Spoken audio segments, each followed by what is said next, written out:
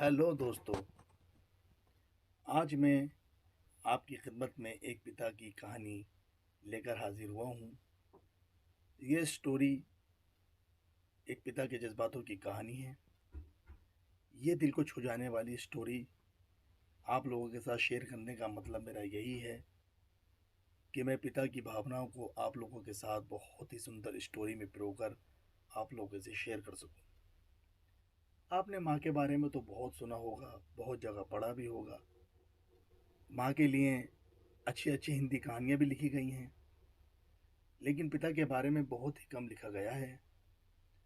तो दोस्तों, ये हार्ट टचिंग स्टोरी उन फादर्स को समर्पित है जो अपने परिवार के लिए जी जान से काम करते हैं, खुद की इच्छाओं को मारकर अपने बच्चों के सपने पूरे करते हैं।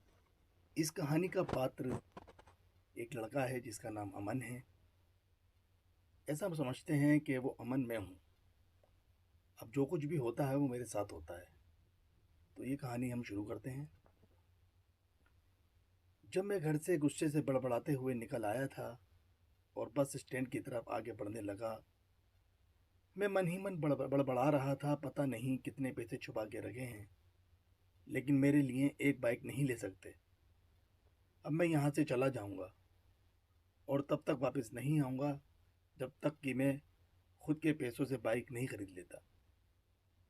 इतना सोच ही रहा था, तभी मेरे पैरों में कुछ चुभने का एहसास हुआ। नीचे देखा तो समझ आया कि जल्दबाजी में मैं पापा के जूते पहन के आ गया। उन जूतों में कील उभरी हुई थी जो मेरे पैर में बार बार घाव किए जा रही थी। लेकिन उस समय गुस्सा अधिक था तो मैं बड़बड़ाते हुए आगे बढ़ गया। एकाएक मुझे याद आया कि मैं पापा का पर्स भी साथ ले आया हूँ। मेरे खुराफाती दिमाग में एक ख्याल आया, क्यों ना आज पापा का पर्स चेक कर लिया जाए, जिसे आज तक उन्होंने किसी को हाथ तक नहीं लगाने दिया। पता नहीं कौन सा खजाना छुपा है इस पर्स में जो किसी को हाथ नहीं लगाने देते। जब मैंने पापा का वो पर्स खोलकर देखा तो उसमें पैसे तो नहीं मिले, लेकिन पैसों की जगह पर एक डायरी रखी हुई थी। तब मैंने सोचा, ओह, तो ये खजाना यहाँ छुपा रखा है। मैं समझ रहा था कि यहाँ पापा ने लिखा होगा कि किससे कितने पैसे लेने हैं और किसको कितने पैसे देने हैं, लेकिन मैं गलत था। जब मैंने उस छोटी सी डायरी का पहला पेज खोलकर देखा तो वहाँ पर जो लिखा था वो थोड़ा सीरियस कर देने वाला था। डायरी में लिखा लिखा हुआ था, उसे पढ़ने के बाद मेरे चेहरे पर जो एक्सप्रेशन थे वो गायब हो चुके थे, क्योंकि डायरी में वैसा कुछ नहीं था जैसा मैं सोच रहा था। वहाँ पर उन पैसों का हिसाब लिखा हुआ था जो अलग अलग कामों के लिए अलग अलग लोगों से उधार लिए गए थे। उस लिस्ट में कंप्यूटर के नाम पर भी पैसे लिए गए थे। कुछ यूँ लिखा था, 50,000 पैसे बेटे के कंप्यूटर के लिए। यह वही कंप्यूटर था जिसे मैं आज तक यूज़ कर रहा हूँ, लेकिन मुझे ये नहीं पता उस कंप्यूटर को ख़रीदने के लिए पैसे कहाँ से आए थे। लेकिन आज पता चल रहा था मुझे आज भी याद है जब मैंने पहली बार कैमरे के लिए ज़िद की थी, जो मेरे पापा ने मुझे 2 हफ्ते बाद मेरे बर्थडे पर लाकर मुझे दी थी, जिसे देखकर मैं बहुत ही खुश हुआ था। और मुझे खुश देखकर मुझसे कहीं ज़्यादा अगर कोई खुश था तो वो थे मेरे पापा। अब मेरे चेहरे से गुस्सा एकदम गायब हो चुका था। जब मैंने आगे का पन्ना पलटा तो वहाँ पर कुछ विशेष लिखी हुई थी। पहली जो विश थी उसमें जो लिखा हुआ था, अच्छे जूते पहनना।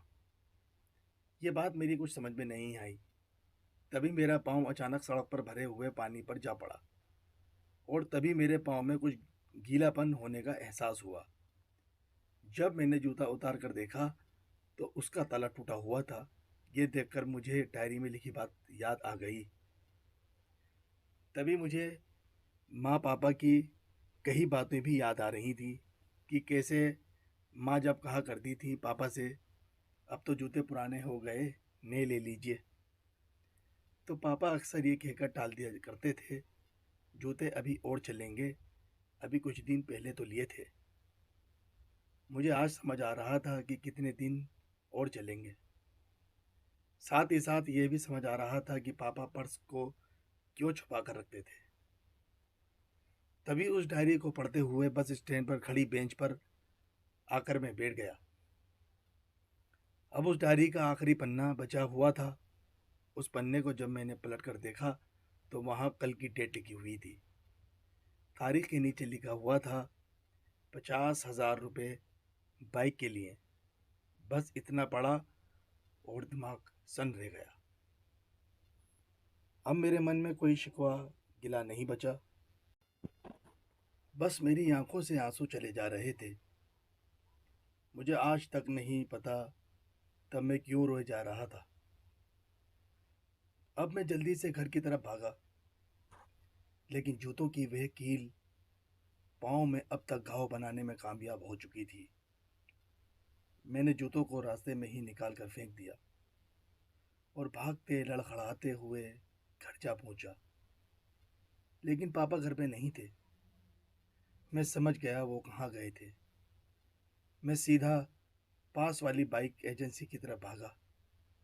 पता नहीं आज कहाँ से इतनी ताकत आ गई कि मैं भागते हुए थक नहीं रहा था, और वो भी बिना जूतों के नंगे पैर। जैसे तैसे मैं बाइक एजेंसी पर पहुंचा। पापा वहीं थे। मैंने पापा को दौड़कर गले लगा लिया और मेरी आंखों से आंसू रुकने का नाम नहीं ले रहे थे। पापा को समझ नहीं पापा को समझ नहीं पा रहे थे आखिर हो क्या रहा है, मैं क्यों रो रहा हूँ। मैंने पापा से कहा, पापा मुझे मोटरसाइकिल नहीं चाहिए, आप अपने लिए जूते ले लीजिए। अब आज से मैं जो भी करूँगा अपनी मेहनत से अपने बलबूते पर चढ़कर करूँगा। दोस्तों, बस इतनी सी थी ये कहानी। तो आई होप आपको ये कहानी पसंद आई होगी। तो ये हार्ट टचिंग स्टोरी बताते हुए मेरी भी आंखें नम हो चुकी हैं। मैं आज आपसे कहना चाहूँगा, ठीक ऐसे ही होते हैं हमारे पिताजी, डैडी, पापा, डैड, जो भी हम उनको नाम लेके पुकारते हैं। हम अक्सर देखते हैं कि हम अपनी माँ से हर बात शेयर करते हैं और माँ भी इसके बदले में हमें बहुत प्यार देती है, इसमें कोई शक नहीं। लेकिन एक शख्स ऐसा भी होता है जो हमें छुपकर प्यार करता है। वो होते हैं हमारे पिताजी, हमारे पापा, हमारे डैडी।